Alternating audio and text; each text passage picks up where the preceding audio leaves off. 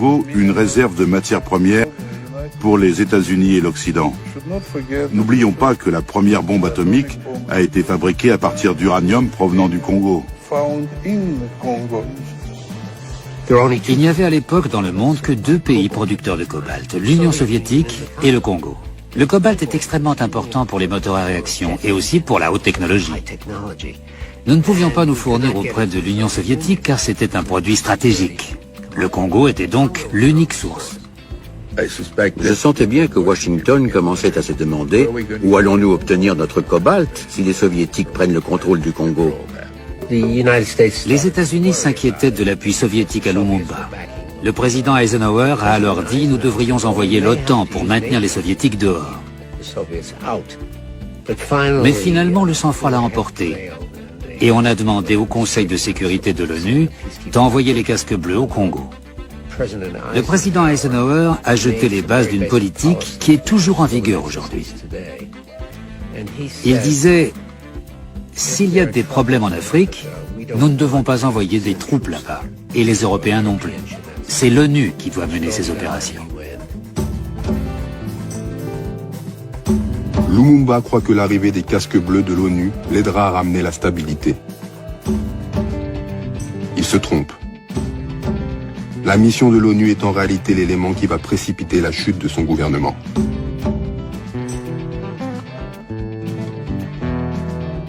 On n'a pas vu un danger dans les Nations Unies, d'autant plus qu'on nous a toujours dit dans les manuels d'histoire politique, l'ONU, ça prône la paix. On ne sait pas que l'ONU aussi dépend en partie des Occidentaux, et même pas tous les Occidentaux, puisque l'ONU a été créée à New York par les Américains. Les Américains tenaient l'ONU en main, et tout se faisait sur ordre des Américains, donc l'ONU c'était une fiction.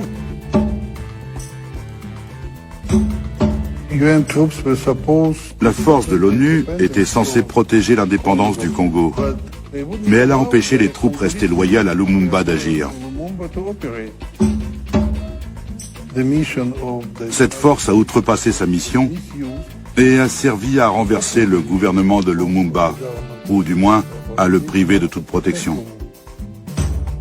Les troupes des Nations Unies ici vont encercler la résidence du Premier ministre. Sans aucun mandat, sans aucune autorisation, il y a une crise interne, les Nations Unies s'interposent et vont mettre le Premier ministre en résidence surveillée. Bajo la bandera de las Naciones Unidas en el Congo fue asesinado Lumumba. Y esas eran las Naciones Unidas que pretendían los norteamericanos que vinieran a inspeccionar nuestro territorio. Esas mismas Naciones Unidas. Pero no porque él confiara que el Congo. Il était sûr que le Congo pouvait devenir la base d'où partiraient les colonnes qui allaient rendre son indépendance à l'Afrique, au-delà des frontières. Selon sa conception de la lutte révolutionnaire, ce que Debré a appelé le fokisme, un centre à partir duquel rayonnent des colonnes, le Tché voyait le Congo comme l'épicentre de la libération de l'Afrique, en raison de ses 9 frontières.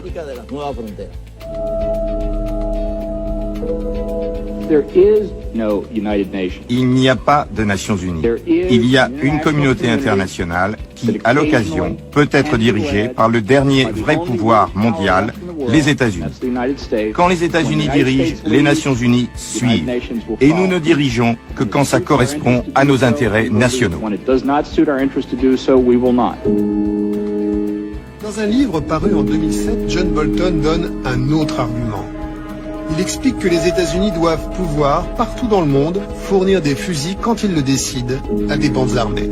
C'est une constante de la politique américaine depuis 30 ans, faire la guerre par milices interposées.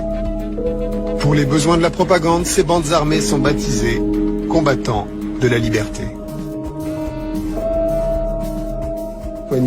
Quand vous armez des milices ou des combattants de la liberté, vous utilisez toujours des canaux légaux ? La décision vient toujours du gouvernement américain, que ce soit une opération secrète de nos services d'espionnage ou du ministère de la Défense. Notre problème, c'est qu'on est tellement transparent qu'il est difficile de conduire des opérations clandestines, même quand on souhaite le faire. Les États-Unis ont été condamnés pour avoir illégalement armé un groupe d'extrême droite qui a déstabilisé le gouvernement légal du Nicaragua et tué 20 000 civils.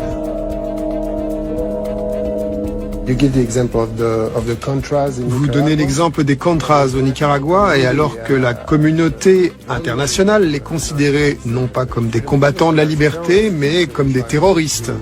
Les États-Unis ne les considéraient pas comme des terroristes. Nous avons fourni des armes aux Contras. Pour le reste du monde, c'était des terroristes. C'est le point de vue du reste du monde, mais les États-Unis prennent leurs propres décisions. Mais à la fin, qui décide qui est un combattant de la liberté ou qui est un terroriste? C'est vous, les États-Unis? Notre principe, c'est que le droit d'avoir des armes est protégé aux États-Unis. Et nous pensons que ce principe doit pouvoir être appliqué ailleurs.